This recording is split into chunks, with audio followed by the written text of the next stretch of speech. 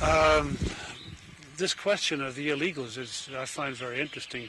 Would you say that it's, at this particular moment, as important as any of the other problems facing the union? Oh, yes. In the last 3 weeks, the last 2 weeks, it has become an emergency for us.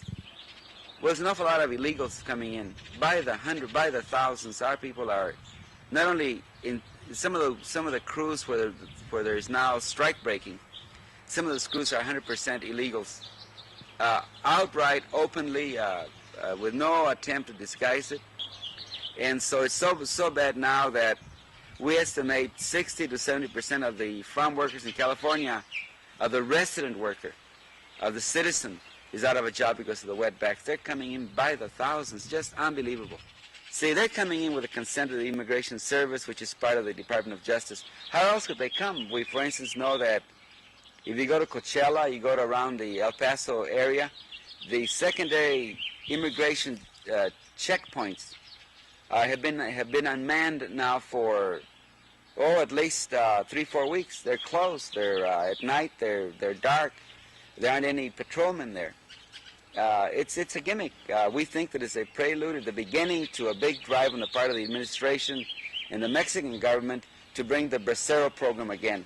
It's a vicious attack on the local worker, and it's just one of those things that agribusiness thinks they can get away with it.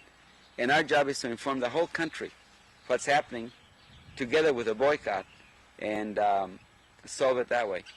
And so the workers themselves, even though a lot of them are Mexican descendancy themselves, are very uptight and very, very worried and very mad about the illegals coming to break their strikes, and it takes away their jobs, their livelihood, and so forth. Does that put you in an uncomfortable position to be against the illegal immigrants because they are from Mexico?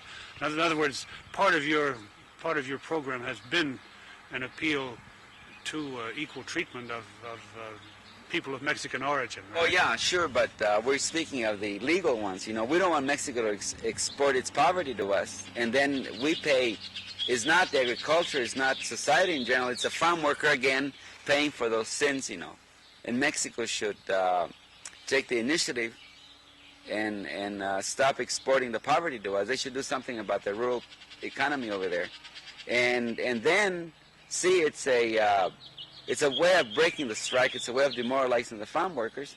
And for instance, the workers are going to ask for stamps, for food stamps. They're lining up the offices for welfare, and they're being told, we can't give you a job because there are plenty of jobs. And the workers say, well, there aren't any jobs. We just came from the fields. They won't hire us, or they just laid us off because either because we're strikers, or because we're members of the union, or because the braceros, the illegals will do the job for half the money we're getting.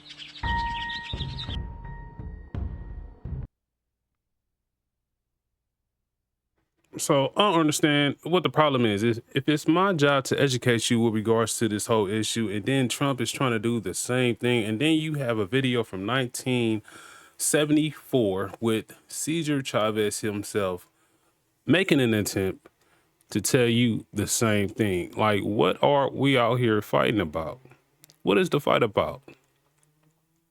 You know, people they came in through the wrong way, and we tend to have to appreciate, you know, what is right and what's wrong. What's right is right and what's wrong is wrong. Because listen, I ain't got no problem, man. It's not about being racist. It's about them sewing up the resources of the American people, not only sewing up that's the resources of the American people, taking the jobs away from the American people. Not only taking the jobs away from the American people, the Democrats manipulating the system so that these people can gain access to votes. Not only that, what's the most daring thing about this whole perspective, while these individuals and these Democrats primarily want you to go out there and fight and protest and do a lot of hoorah for the people who came over to this country in an illegal fashion, is that you're the one. Why should we be paying, the taxpayer, be paying for them to have a new voting base. Like, why are they putting the bill on the American taxpayers? Now, that's immigrant and United States citizen. And this is what you got to get with regards to this whole issue. They are making the American citizen pay for them to get a new voter base. We are getting footed the bill for this whole issue. And if that's not something wrong with that, when for you to be a political party in this country, first and foremost, what you have got to realize is you have got to come up with the correct policy. What about policy? What about pushing policy that puts you out there to the forefront as a political party instead of having us as the American people, as the immigrant or whatever, right? The individuals who necessarily are here legally. How about stop having us trying to push a front the bill for you to actually go out here and be a political party and push policies. The fact of the matter is you don't have policy. You have ideas, but you have no framework or model to actually make your ideas, your big ideas, come into fruition in which they are feasible and actually works. The Democratic Party is through.